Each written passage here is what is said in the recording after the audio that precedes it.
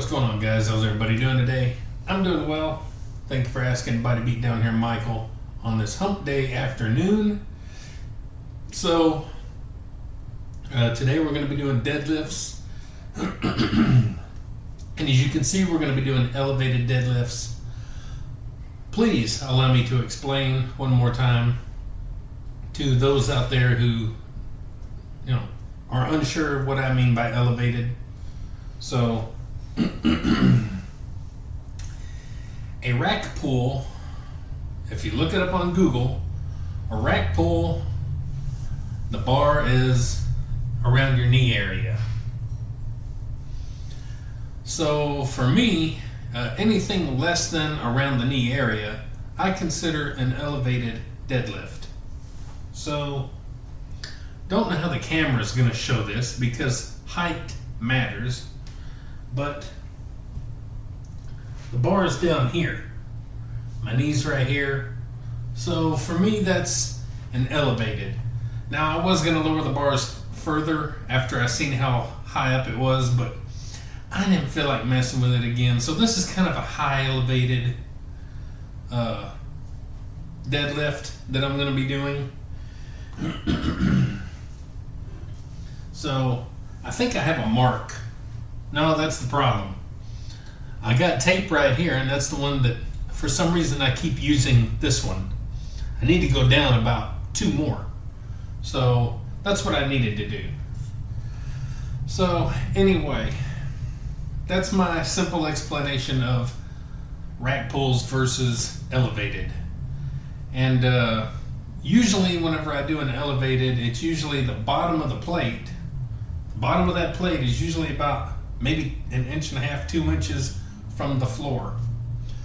So that's the equivalent of a lot of you guys out there using mats and pads, maxi pads, using mats and pads for your, to sit your weights on. A lot of people do that, and they'll sit them on mats or pads or whatever, and they're that high or what have you. So that's pretty much the equivalent of what my normal elevated deadlifts would be.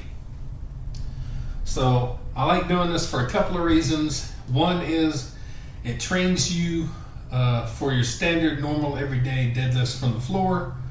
And number 2, it allows me to put the plates on and off with ease without having to hold the bar and put plates on and hold the bar and put plates on and take them off and put them on. So it gives me a little bit of a rest. Now, I'll also say this, that I know a lot of times people think, well, it's easier when you start from here. It's easier when you're up. I don't know if it's easier. I think you get a lot of explosion coming from the floor. I think there's a lot of explosive movement there that can help the movement. And I think once you're elevated, even if it's just a 2-inch elevation, you take some of that explosion away and you're already kind of mid-lift, and it kind of feels a lot different for the back even. So just a way to look at things, and the way I look at things, and I look at stuff differently and call things differently. So it is what it is. Basically what we're going to call them is working out. We're just working out. We're going to pick something up and put it down. So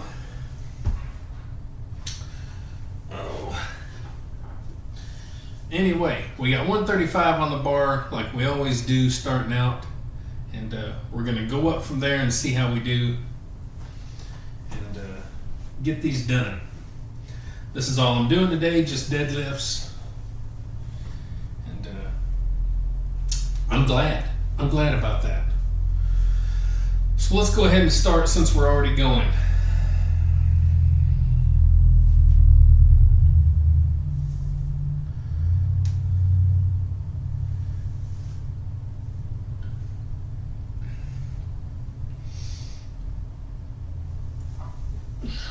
One, 2, 3, 4, 5,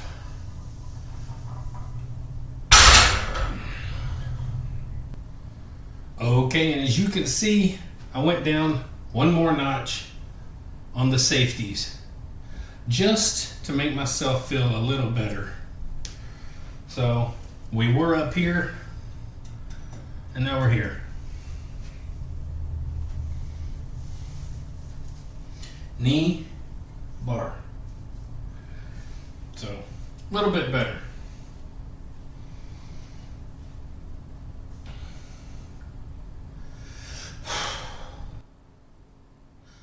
$135, set number 2.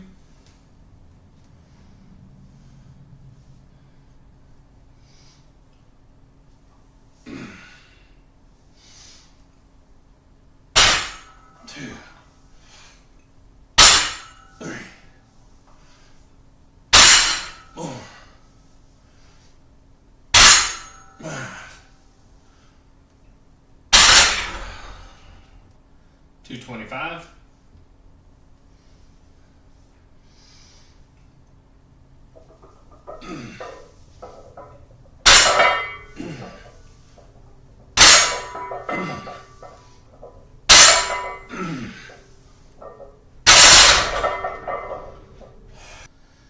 $315.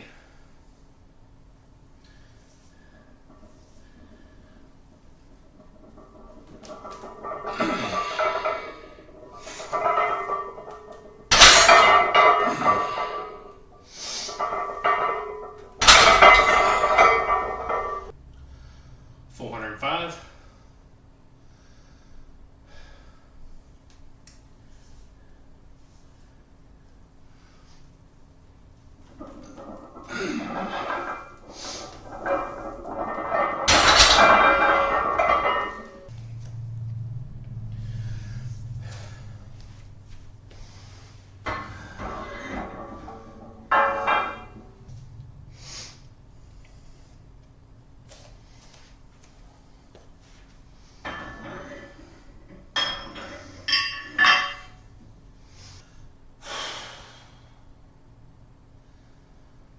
£500.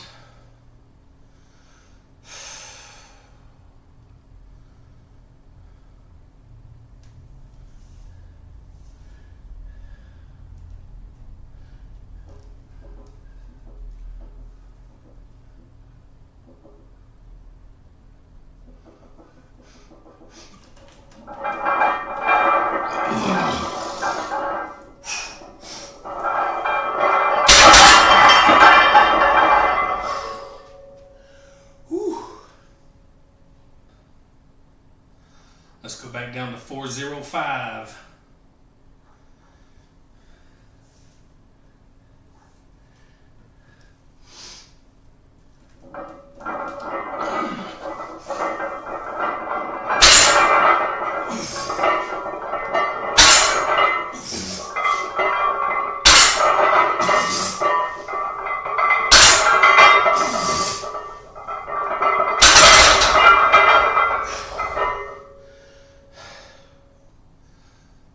Okay, we're going to finish off with 315. We're going to use overhand grip or hook grip, however you want to call it.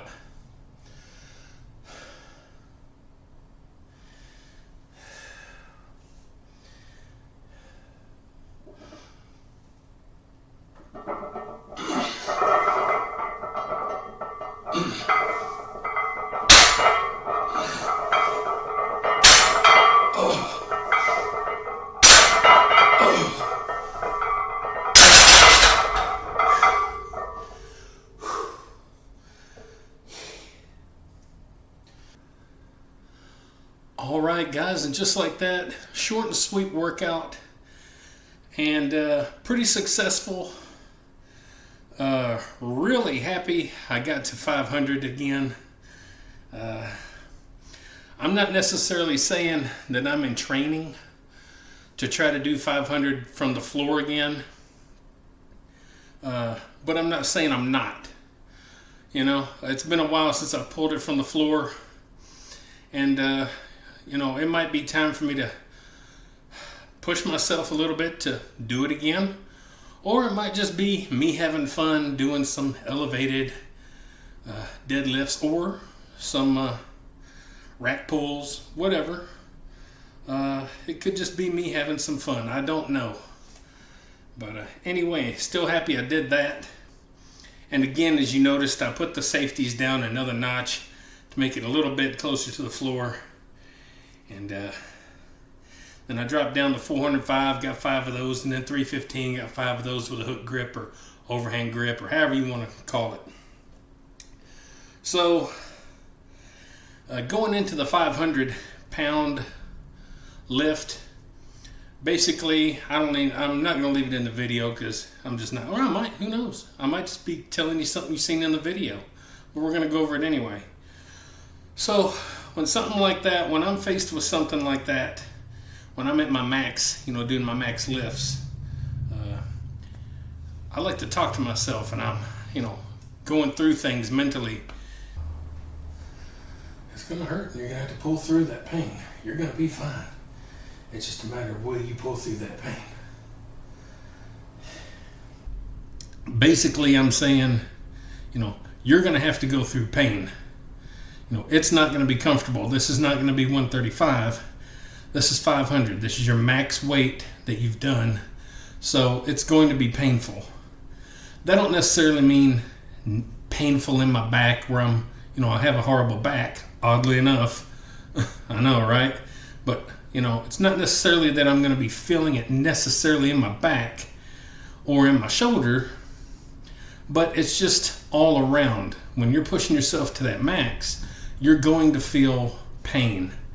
Just like I did when I maxed out on my bench press at 410. Just like maxing out on my squat that I did, I think 440. Whenever I did that, there's a level of pain involved. My barbell shoulder presses, I've maxed out at 280, 285, whatever it was. There's pain involved. The 100-pound dumbbells, I've done shoulder presses with those. They are painful. It's just painful through your whole body because that's a large amount of weight for normal people out here.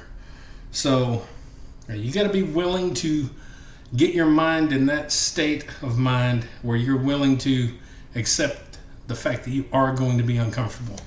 So that's kind of my little pep talk, my little coaching into lifting heavy. And so anyway, good little workout tomorrow. We're going to be doing something cardio based. Not sure what I'm going to do tomorrow. I might do some Taibo, I might do tire work, I might do something. I have no idea. We'll see. You'll know as probably about as quickly as I will. I don't have nothing wrote down. So anyway, guys, I hope I inspire you to go through that pain just a little bit and push yourselves, because that's what it takes. I hope I help you to push along and do some other activities, from cycling and walking to playing tennis or climbing a mountain or whatever it is you want to do. And if I do inspire you just that much, I've done my job, and that's what I'm here for. And I would appreciate it if you would inspire me in the comments and just let me know what you're doing. Let me fill me in on what you're doing. Fill all of us in, and let me know. Hey, Mike, good job. Give me a thumbs up or something. That makes me feel good. Yeah, it makes me feel good. Anyway, guys, like, share, subscribe, comment, all that good stuff to the Body Beatdown. That's me, Michael, your pretty happy host today. That was pretty good. I'm glad I did that. Anyway, get up, get out, get rad. Do it to it, and we'll see you back here tomorrow on the Body Beatdown. See y'all later. Get up, get out, get rad, and do it.